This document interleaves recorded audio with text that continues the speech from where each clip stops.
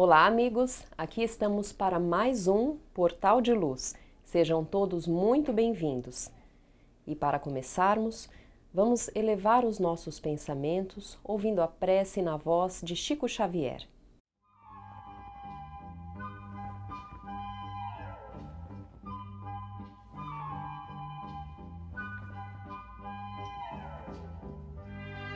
Se puseres amor no tempo que Deus te reserva, nunca te sentirás sob o domínio do tédio ou do desânimo, porque as tuas horas se converterão em prazer de servir.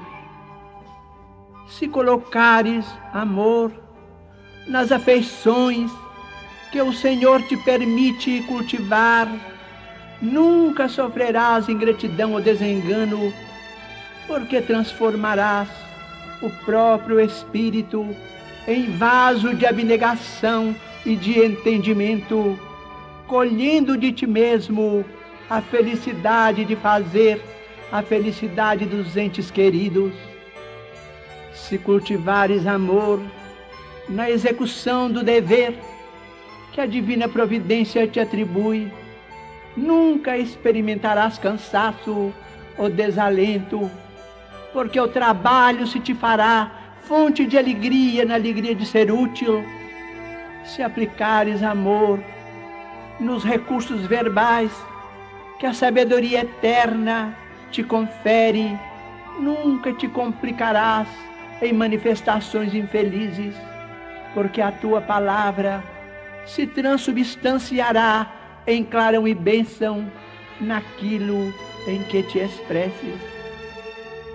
Se espalhares amor no lugar em que as leis da vida te situam, nunca te observarás na condição de vítima do desequilíbrio, porque a tua influência se tornará serenidade e esperança, garantindo a harmonia e a tranquilidade onde estejas.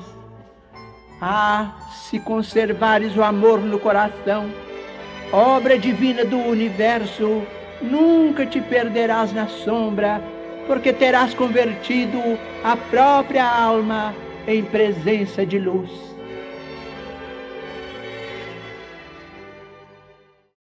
A Organização das Nações Unidas, a ONU, divulgou recentemente o relatório do Índice de Desenvolvimento Humano, o IDH, referente ao ano de 2015, elaborado com base em dados de saúde, escolaridade e renda da população de cada país.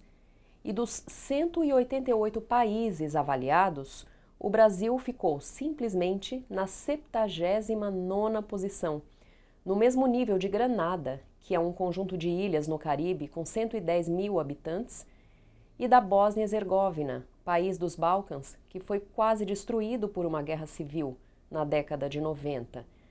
Comparando o Brasil com os demais países vizinhos da América Latina, estamos atrás da Argentina e da Venezuela, países que foram assolados por crises políticas e econômicas.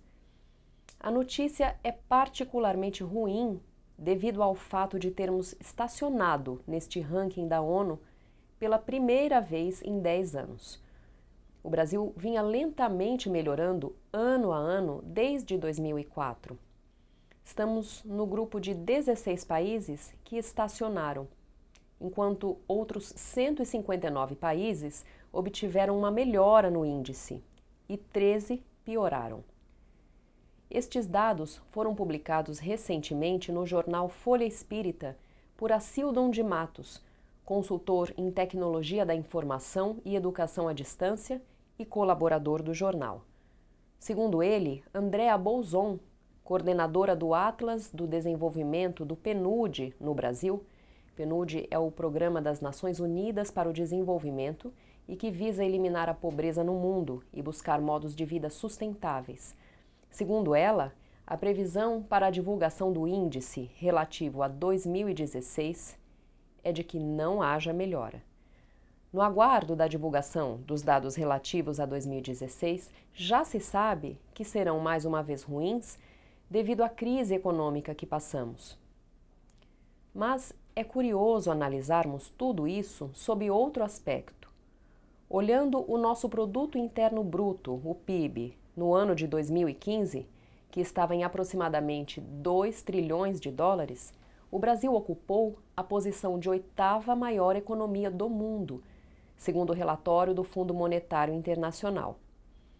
Esse resultado coloca o nosso país em um nível próximo ao da França, um dos países mais desenvolvidos da União Europeia. Pelo ângulo das horas trabalhadas também em 2015, o Brasil foi o 9º país onde mais se trabalhou no mundo, média de 45 horas semanais, no mesmo nível dos Estados Unidos e da Noruega, segundo estatísticas da Organização para a Cooperação e Desenvolvimento Econômico. Ou seja, no volume de trabalho dos brasileiros e na geração de riqueza, estamos entre os 10 países mais ricos do mundo.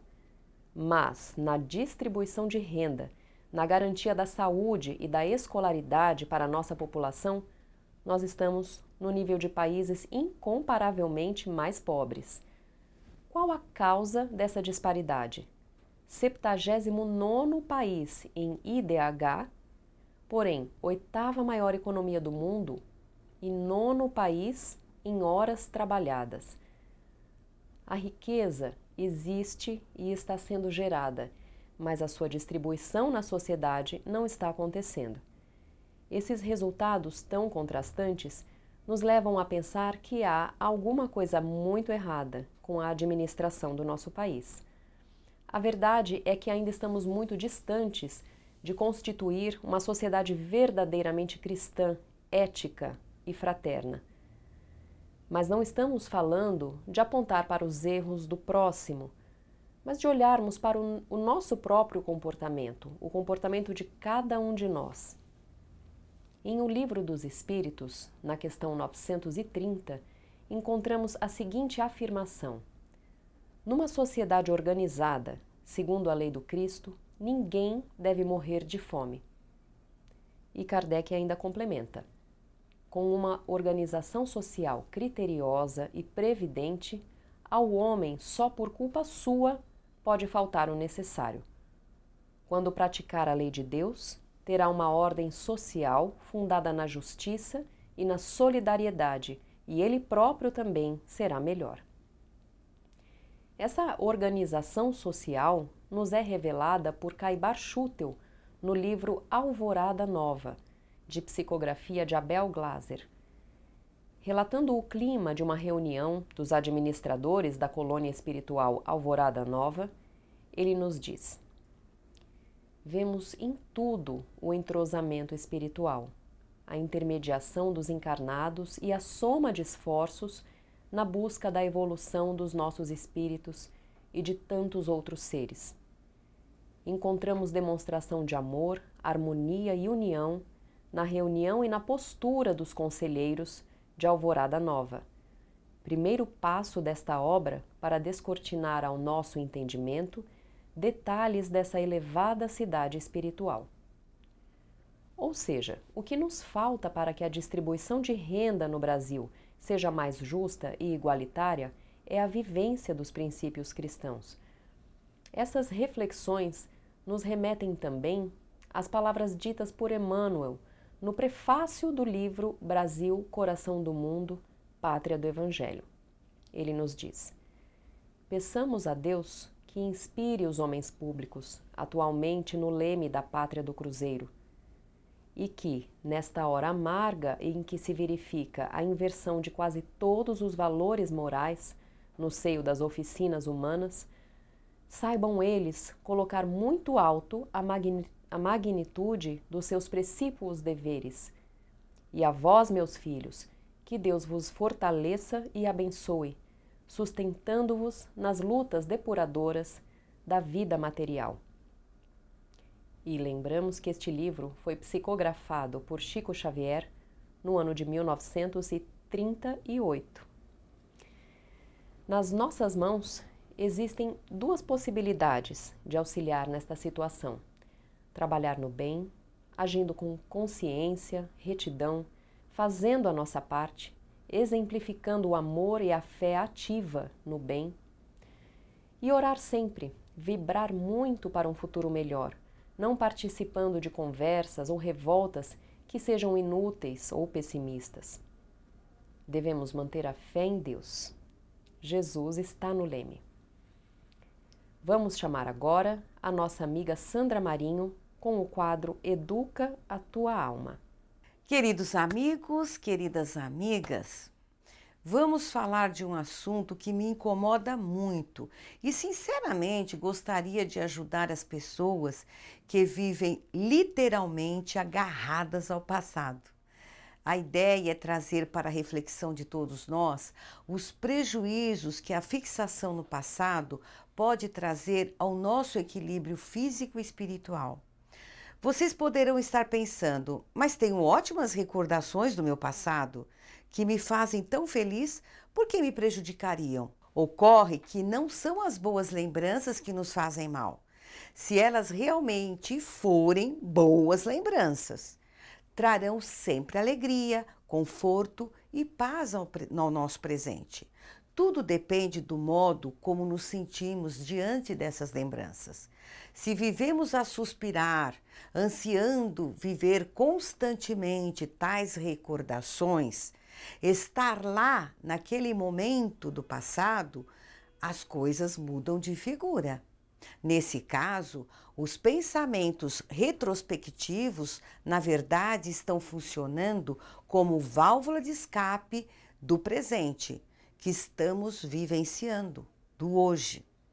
E isto definitivamente não é bom, pois estamos fugindo de viver as oportunidades do agora, aprisionados na ilusão do que não volta mais. Mas o pior acontece quando vivemos vinculados a um passado que nos traz tristeza, revolta, desencanto, remorsos e mágoas. E pior ainda, quando o que ficou no passado nos alimenta o mais destruidor dos sentimentos, que é o ódio. Conheço pessoas que vivem o dia de hoje referindo-se ao passado a todo momento. Me permito citar o caso de duas irmãs conhecidas minhas, ambas já na casa dos 50 anos de idade, que tiveram uma história de vida singular. Filhas de pais estrangeiros, as duas nasceram no Brasil. Quando a primogênita era ainda pequena, os pais retornaram ao país de origem, deixando-a aos cuidados da avó. Depois de algum tempo, voltaram a residir no Brasil, mas não foram buscar a filha, decidiram que ela continuaria a morar com a avó distante. Tempos depois, já de novo no Brasil, tiveram a segunda filha e apenas ela conviveu com os pais na primeira infância. Ocorre que os pais se separaram e o pai uniu-se a outra mulher. A separação foi dolorosa e o pai simplesmente virou as costas à segunda filha quando esta tinha mais ou menos 10 anos de idade. O sentimento de abandono e desprezo do pai perseguiu essa moça por toda a vida. Por outro lado, a irmã mais velha nunca perdoou a mãe por tê-la deixado com a avó e considerava que a caçula, sim, tivera todo o carinho que a mãe lhe negara. Também a primogênita, se sentindo preterida pela mãe, trouxe consigo até a vida adulta mágoa da mãe e inveja e raiva da irmã mais nova. No transcorrer dos anos, muitos outros fatos ocorreram, inclusive a desencarnação da mãezinha há mais ou menos 10 anos. Acompanho a vida dessas queridas amigas já há algum tempo. Observo com tristeza como ambas, embora se amem, trazem ainda hoje, lá do fundo do baú, episódios da meninice ou da adolescência. As mágoas e o ciúme predominam em seus diálogos, que são trazidos à baila a cada encontro. Os ressentimentos são tão pueris que constrangem quem estiver por perto. Observo quanto isso as prejudicou e continua comprometendo suas vidas. As duas são pessoas amarguradas e vivem às voltas com a depressão sistêmica e outros males difíceis de tratar. Resultado do forte apego ao passado que minou o espírito de ambas, que foram incapazes de amadurecer, compreender os pais e valorizar a grande oportunidade da vida. Olham para trás o tempo todo, sem se conformarem com a ponte que quebrou durante a travessia de cada uma das fases vividas. Agora pergunto, elas podem mudar o passado? A resposta óbvia é não. Tenho certeza de que se ambas tivessem vivido mais tempo no presente do que no passado, aprenderiam a perdoar, pois não lhes sobraria tempo para ficar contando as pedras que já passaram. Saberiam colher as alegrias e se sentiriam mais leves, mais esperançosas, mesmo enfrentando as dificuldades comuns a todos nós no caminho evolutivo. Vale aqui lembrar a inesquecível frase do nosso querido Chico: embora ninguém possa voltar atrás e fazer um novo começo, qualquer um pode começar agora e fazer um novo fim. Que as experiências desditosas das outras pessoas possam servir de alerta para nós. E se alguém que está nos assistindo neste breve relato, aproveite-o agora para mudar o seu padrão mental e se desgarrar das porcarias que já ficaram para trás. Concentrar-se no que tem à sua volta, desenvolver a gratidão por tudo o que rodeia e dispõe, já é um bom começo para o início de um novo fim. Até o próximo encontro. A Creche Lar do Alvorecer é uma entidade assistencial mantida pelo Grupo Espírita Caibar Schutel. Localizada em Diadema, tem como propósito trabalhar pelo desenvolvimento de uma cultura de paz através da educação e da assistência a crianças, jovens e adultos. São 250 crianças atendidas diariamente. Conheça nossas atividades e colabore conosco pelo ideal de um mundo melhor. www.lardoalvorecer.org.br. O jornal Folha Espírita, fundado em 18 de abril de 1974, se dedica à divulgação da doutrina espírita. Saiba mais sobre assuntos atuais com o enfoque do espiritismo, além de entrevistas e artigos de diversos colunistas. Você pode escolher na versão digital ou impressa. Acesse e faça sua assinatura. www.folhaespírita.com.br. Agora assistam o nosso amigo Maida com o Momento Doutrinário. Olá, amigas e amigos do Portal de Luz, sejam bem-vindos novamente ao Momento Doutrinário. Hoje vamos refletir sobre a seguinte pergunta: pode uma alma após a morte permanecer presa à Terra? Tomando por base o artigo de Hugo Lapa e os ensinamentos contidos na doutrina espírita, respondemos: sim, pode. Por que isto acontece? Porque as almas presas à Terra são pessoas que, mesmo após a morte, não conseguiram desligar-se dos seus corpos físicos e da vida que levavam. Elas permanecem envolvidas pelo magnetismo terrestre, presas ao nível da crosta planetária e não conseguem se desprender do apego à existência que já se encerrou. Geralmente, elas, almas, agora denominadas de espíritos por não estarem mais no corpo físico, acreditam ainda estar vivos aqui na matéria e não entendem por que as pessoas não falam mais com eles.